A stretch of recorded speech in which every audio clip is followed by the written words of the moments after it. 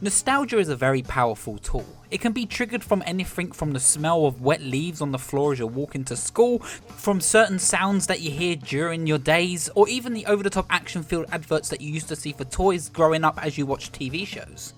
Nostalgia puts us back into a mindset where we most feel happy or even think about something that we overcame. We desperately recall small things that we did in our past which can be triggered by anything at any moment, and if Sonic has taught us anything, it's that nostalgia sells. Showing generations glimpses of something that we loved in the past really is the magic of nostalgia, and there also is a magic of capturing nostalgia within video games.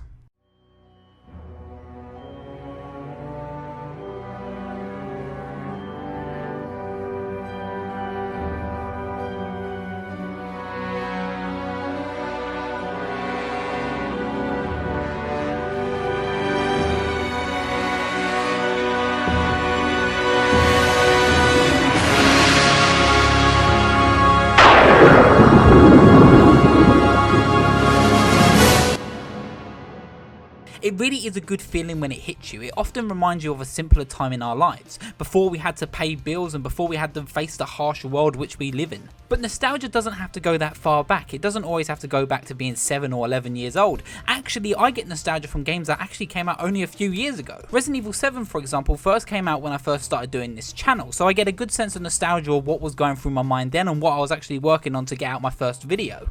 But Resident Evil 7 also has a double whammy of nostalgia for me when I played it. It was also the first year that I was settling into my own home with my girlfriend and flatmate and learning what it really meant to be independent. It was also perfectly captured the energy of Resident Evil 1 and takes me back to playing that as a kid, gathering around a TV with friends and daring each other to go through each door and proceeding with the game. And it's capturing that feel which is its main marketing. Going back to old school survival horror is what really worked for Resident Evil 7. Living in the shadow of Resident Evil 1 and actually innovating it, making it better and stronger than it was before. And it's definitely this marketing technique and playing on people's homages that people really like to see, especially in the gaming audience. I never played Banjo-Kazooie growing up, so I have zero nostalgia for it, but I can understand why every fan was so excited for Yooka-Laylee. It perfectly captured the original aesthetic and energy of the original Banjo games, which everyone has been wanting for a very long time. I can imagine most people who owned and played the PlayStation 2 during its prime era will remember countless hours of putting into Star Wars Battlefront and definitely Star Wars Battlefront 2.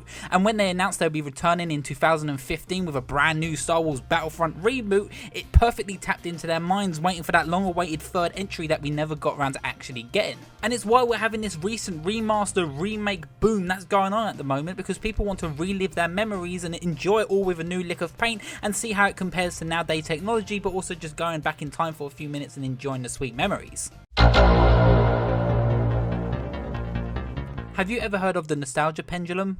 It's a theory which says that there's a possibility that every 20 to 30 years, whatever may have been popular 20 or 30 years prior will come back into the limelight of mainstream, even fashion and even culture on TV. Like the 70s had with the 50s with the release of Grease and other movies like that, or even like the 2010s and the 80s which you're seeing at the moment. Everything that we see that's very 80s centric at the moment is because the people who were born in the 80s and lived in that nostalgia are now in charge of making these shows and showing their own vision and even their own reality sort of on screen, and that's why we see it all in our media and we get to take it all in. It's a way for them to relive their memories and capture nostalgia, but also it's just a great way for them to show everyone what they went through and what times were like. But recently with the digital age and even the internet, 20 years seems to be too long, and they have a fear because of the internet the pendulum is now being cut down to 10 years. Hence why things like Hey Ya and even the early 2000s seem to be popular again all of a sudden, because people want to relive that memory as quick as possible. And that's where the Batman animated series comes in. As a kid growing up in the 90s and mainly early 2000s, this show was everything to me. To this day, I'm still inspired by Mark Hamill as a voice actor. It had so many fantastic characters and even introduced characters like Harley Quinn, voiced by the amazing Arlene Sorkin.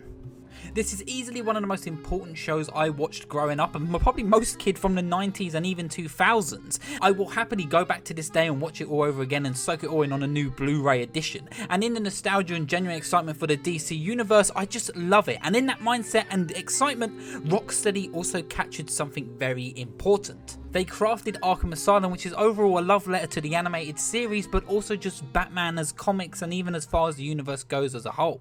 But this game was also timed so perfectly. It was during the boom of Nolan's Dark Knight series, so Batman right now was very profitable. It was so perfectly timed that there was no way this game was going to fail.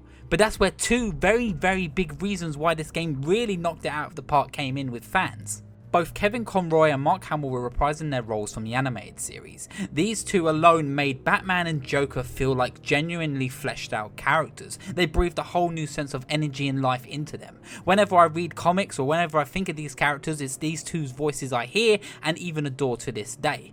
This was really the power move that Rocksteady made to tap into everyone's animated series nostalgia. It often felt like it was continuing the stories from the animated series and continuing that universe, but also at the same time referencing other comics.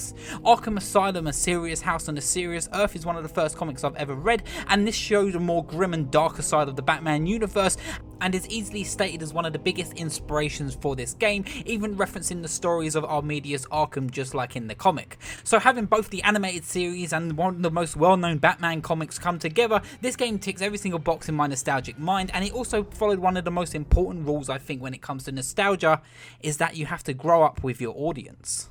It sounded, looked and even smelt like the animated series, but it had a darker and heavier feel to it all. The Joker here was genuinely evil, though still entertaining. They made him disturbing and made him have such disturbing threats like sending pictures of dead babies or even just straight up killing guys in front of you. It wasn't no longer hiding behind the cloak of an animated series kid friendly show, it's now going full brute force and actually showing the audience what these characters are really like. The rogue gallery here in this game is also just as brutal. From Harley Quinn, Killer Croc, Poison Ivy and even Scarecrow, they all had a presence in this game and all feature as boss fights.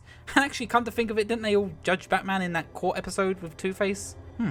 But all these villains generally felt like they were more mature than they were in the animated series. Killer Croc having a really foul mouth, never using the word fuck for example, but always calling people bitch and even threatening to rip people open and eat their guts or even rip the flesh off their bodies. It was this sort of grit that this game really showed. Scarecrow actually had some